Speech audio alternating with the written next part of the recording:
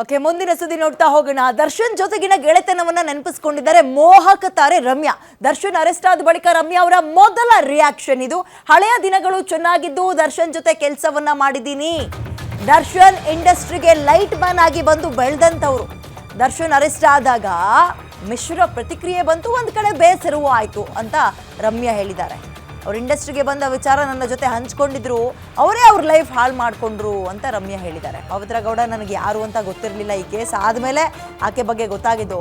ಅವ್ರಿಗೆ ತಾಯಿ ಒಬ್ಬ ಮಗಳಿದ್ದಾಳೆ. ಯೋಚನೆ ಮಾಡಬೇಕಿತ್ತು ಅವರು. ರೇಣುಕಾ ಸ್ವಾಮಿ ಕುಟುಂಬಕ್ಕೆ ನ್ಯಾಯ ಸಿಕ್ಕಿದೆ ಅಂತ ಅನ್ಸುತ್ತೆ ಅಂತ ರಮ್ಯಾ ಹೇಳಿದ್ದಾರೆ.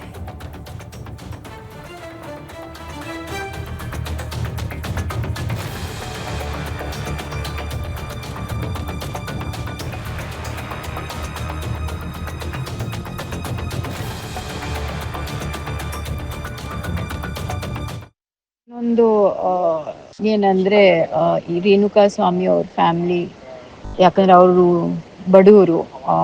ಈಗ ಅವರ ವೈಫ್ ಕೂಡ she's just had a baby. So ಅವ್ರಿಗೆಲ್ಲೋ ಒಂದು ಕಡೆ ಜಸ್ಟಿಸ್ ಸಿಕ್ಕಿದೆ ಅಂತ ನಾನು ಅನ್ಕೋತೀನಿ. ನಾನಿವತ್ತು ಜಡ್ಜ್ಮೆಂಟ್ ಕೇಳಿದಾಗ ನನಗೆ ಮಿಕ್ಸ್ಡ್ ರಿಯಾಕ್ಷನ್ ಇತ್ತು. ಒಂದು ಕಡೆ ನನಗೆ ಸ್ವಲ್ಪ ಬೇಜಾರು ಆಯಿತು, ಯಾಕಂದರೆ ದರ್ಶನ್ನು ಅವ್ರ ಜೊತೆ ನಾನು ಕೆಲಸ ಮಾಡಿದ್ದೀನಿ, ಅವ್ರಿಗೆ ಗೊತ್ತಿರೋರು. ಸೊ ಎಲ್ಲೋ ಒಂದು ಕಡೆ ನಂಗೆ ಬೇಜಾರು ಏನಂದರೆ ಅವ್ರ ಜೀವನ ಅವ್ರು ಹಾಳು ಮಾಡಿಕೊಂಡ್ರು ಅಂತ. ಯಾಕಂದರೆ ನಾವು ಶೂಟ್ ಮಾಡುವಾಗ ಅವರು ಕೆಲವೊಂದು ಹಂಚ್ಕೊಂಡಿದ್ರು ನನ್ನ ಜೊತೆ, ಅವ್ರು ಹೇಗೆ ಬಂದರು ಸಿನಿಮಾ ಇಂಡಸ್ಟ್ರಿಗೆ, ಹೇಗೆ ಏನು ಅಂತ. So I was actually very proud of him and his journey. ಏನು ಇಲ್ಲದೆವರು ಏನೋ ಕಷ್ಟಪಟ್ಟು ಇಂಡಸ್ಟ್ರಿಗೆ ಬಂದು ಲೈಟ್ ಬಾಯ್ ಆಗಿ ಕೆಲಸ ಮಾಡಿ ಇಷ್ಟು ಮಟ್ಟಿಗೆ ಬೆಳೆದಾರಂತೆ ಎಲ್ಲೋ ಒಂದು ಕಡೆ ಒಂದು ಹೆಮ್ಮೆನೂ ಇತ್ತು. ಬಟ್ ಇತ್ತೀಚೆಗೆ ಅವ್ರದ್ದೇನು ನಡವಳಿಕೆ ಆಗಲಿ ಏನು ಅವ್ರದ್ದು ಇದೆಲ್ಲ ನೋಡಿ ನನಗೆ ಬೇಜಾರಾಯಿತು. ಬಿಕಾಸ್ ಅವ್ರ ಅಕ್ಕಪಕ್ಕ ಯಾರೂ ಒಳ್ಳೆಯವ್ರು ಇಲ್ವೇನೋ ಏನೋ ಗೊತ್ತಿಲ್ಲ.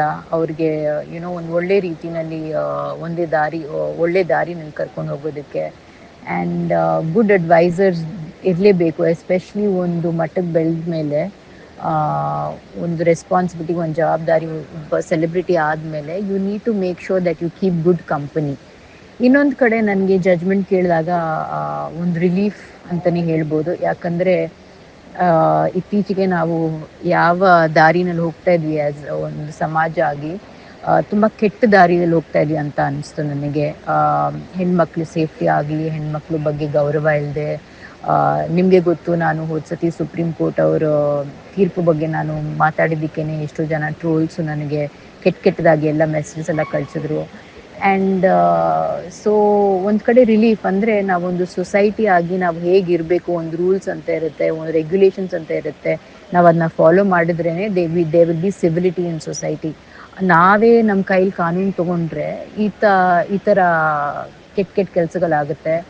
ಆ್ಯಂಡ್ ಸೊ ಹಾಗಾಗಿ ಒಂದು ರಿಲೀಫು ಅಂದರೆ ಇವಾಗ ಸುಪ್ರೀಂ ಕೋರ್ಟ್ ಅವರು ಪೊಲೀಸ್ ಆಗಲಿ they making observations, taking cognisance of these situations and they giving the right judgement. So ಅದರಿಂದ ನಮ್ಮ ಸಮಾಜಕ್ಕೆ ಒಳ್ಳೆಯದಾಗುತ್ತೆ.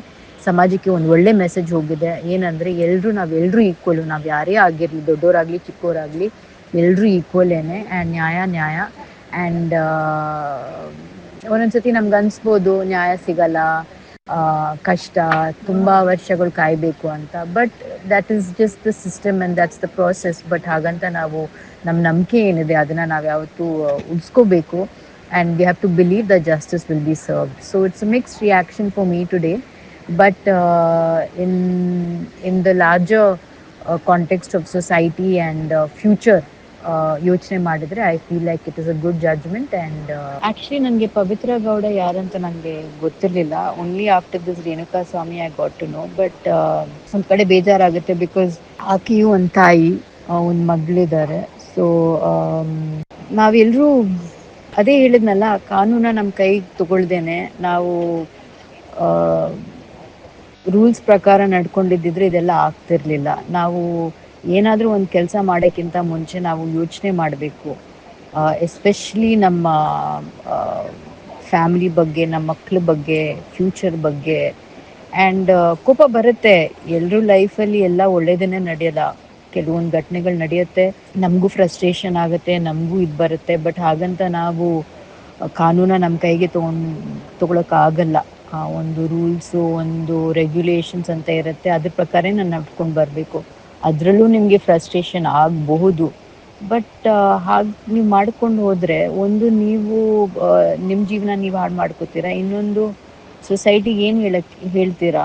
ಪ್ಲಸ್ ಇವಾಗ ನೋಡಿ, ಅದೇ ಥರ ಬೇರೆಯವರು ಮಾಡ್ಕೊಳ್ಳೋಕೆ ಶುರು ಮಾಡಿಕೊಂಡ್ರೆ ಯಾವ ಥರ ಸಮಾಜದಲ್ಲಿ ಇರ್ತೀವಿ ಯೋಚನೆ ಮಾಡಿ ನೀವು. ಸೊ ಬೇಜಾರಾಗುತ್ತೆ, but it is what it is. ಎಲ್ಲದಕ್ಕೂ ಒಂದು ಲಿಮಿಟ್ ಇರುತ್ತಲ್ವಾ. ಆ್ಯಂಡ್ ಅಬವ್ ಎವ್ರಿಥಿಂಗ್ ಒಂದು ಕಾನೂನು ಅಂತ ಇದೆ, ಅದನ್ನು ನಾವು ಯಾರೂ ಎಸ್ಕೇಪ್ ಮಾಡೋಕ್ಕಾಗಲ್ಲ. So it is what it is.